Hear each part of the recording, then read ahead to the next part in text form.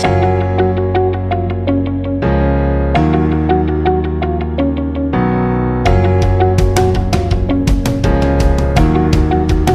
students, welcome.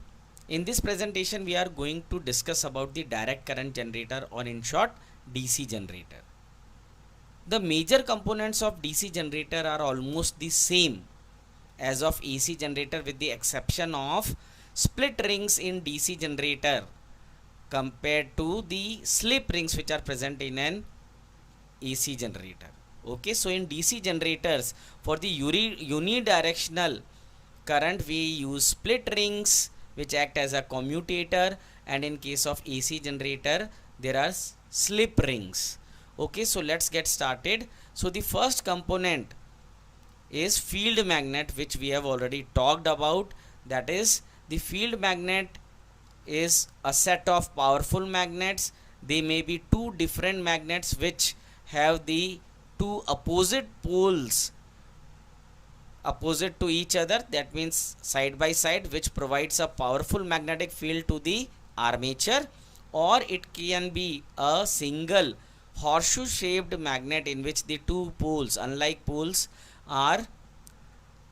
they are facing each other, and therefore they provide a strong uniform magnetic field to the rotating armature. So this is the function of field magnet, to provide a strong magnetic field to the armature, right? So, and the second part is the armature or the coil. The coil is made up of insulated copper wire with large number of turns, and it is wound over a cast iron structure which has an axis. This axis on one end is coupled with a mechanical device which rotates the armature continuously in one direction, and on the other end this axis has split rings which are attached to it, right? Now what are split rings? Split rings are commutator. To achieve a single direction of current, we use split rings in place of the slip rings. Split rings commutator makes the current change its direction after half rotation. So what happens, we have already studied that when armature completes half rotation, the direction of the current in the armature, it gets reversed. And what happens, these split rings basically they change the brush is changed, therefore they come in contact with the other brush. So what happens, the direction of the current in the external circuit, it always remains the same, and therefore the direction of the current to the load remains the same in the external circuit, and therefore the current which is produced is the DC current. The fourth component is the carbon brushes, which are made up of graphite, blocks of graphite, right? And one end of them is in contact with one of the split rings, and the other end is in contact with the outer circuit. So here you can see these are the two brushes which are in contact with the split ring, one of the split rings. And what happens when the armature is rotated, the split rings they change their position, and therefore after half rotation one of the split ring comes with the in contact with the other brush. The brush gets changed, the contact with the brush gets changed after half rotation, right? So if I say that R1 is one of this ring and the R2 is the other ring, and B1 is the brush which is presently in contact with the R1 ring, and B2 is the brush which is in contact with the R2 ring. So after half rotation, the R1 ring will come into contact with the brush B2, and the R2 ring will come in contact with the brush B1. So this is how the DC generator works, right? So we are going to discuss in detail also. So what happens when the armature rotates between the poles of magnet upon an axis perpendicular to the magnetic field? The flux which is linked to the armature changes continuously, and therefore an EMF is induced in the armature, and the direction of induced current changes in the armature after every half rotation. But with the split ring commutator, the connection of the armature conductor gets reversed, right?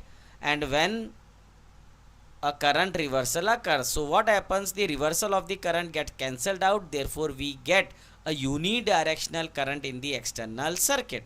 So here if you can see, we are rotating the armature in an anti-clockwise direction. We are rotating the armature in an anti-clockwise direction, and the direction of the magnetic field is from north to south, that is from left to right. Here you can see. So by using the Fleming's right hand rule, so what happens here in case AB side is going downward and CD side is going upward? So by using the Fleming's right hand rule, you can come to know that the direction of induced current in the case of the phase AB is from B to A, and in the phase, that is in the sides, CD is from D to C. So in the so what will be the direction of induced current? The direction of the induced current is from D to C, from C to B, B to A, and from B to A the current will go into the ring R1. The R1 ring is in contact with the brush B1, therefore the direction of the current will be from B1 into the load. But what happens after half rotation? The side CD comes here and the AB will come in the place where earlier the CD was there. Now once again, now in this case, because of the continued rotation, the side CD will go down and the side AB will go up. So by using Fleming's right hand rule, you will come to know that the direction of induced current in the side CD is from C to D, and in the side AB is from A to B. So the total direction of the induced current will be from A to B, B to C, C to D. Now D, from D is connected to the ring R2. Now R2 is presently in contact with the brush B1. So the current will ultimately go through the brush B1 into the load. So you can see in both the cases, in the first half of the rotation also, the current was going into the external circuit from the brush B1 and into the load, and in the next half rotation also you can see the induced current is going into the external circuit from the same brush B1 into the load from the same side. Therefore the current which does not change its direction, so this current is the DC current, and this change in the direction of current is brought about by the split rings, right? So therefore the split rings is acting as a commutator, or we can say it is converting the AC current into DC current, right? So I hope that you have understood in this case, right? So let us go into the next. Now in the earlier case, we were rotating the armature coil in the anti-clockwise direction. Now in this case we are rotating the armature coil in the clockwise direction. So let us once again, for another case, let us see how the DC current is produced, right? Now as the armature coil is rotated in clockwise direction, the side AB will go up and the side CD will go downwards. Now by using the Fleming's right hand rule, you can deduce the direction of induced current, and it will be from A to B inside AB and from C to D in the side CD. So in totality, the direction of induced current in the first half of the rotation, when the side AB is going upward and the side CD is going downward, will be from A to B, B to C, C to D. Now the side C to D is connected to the brush E. So the induced current will come into E, and the split ring E is connected to the brush Y. So externally the current will flow through the split ring E into the brush Y, and from Y into the load, right? Now what happens after the half rotation? After half rotation, the side CD will come to the position where earlier the side AB was there. That means it is towards the left hand side, that means towards the north pole of the magnet, and ABC side will come into the right where it is nearer to the south pole of the magnet. Now what happens due to the continued motion in the clockwise direction? Now what will happen? The side CD will go up and the side AB will go down. Now once again, by using the Fleming's right hand rule, you will come to know that the direction of induced current in the side DC is from D to C, right, and in the side AB is from B to A. So in totality, what is the direction of induced current?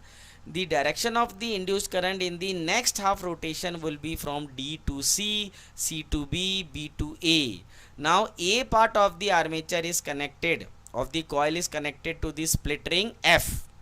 Now split ring F, it's at this time is in contact with the brush Y. So the current will flow into the external circuit through the brush Y into the load. Therefore you can see in both the cases the current in the external circuit is in the same direction, because the current in the external circuit is flowing through the same brush, that is Y, right. So the current which flows in the same direction is known as DC current, and because of the split rings which is acting as a commutator, it is converting the AC current into DC current, so it is acting as a commutator, and therefore in the external circuit we are getting DC current.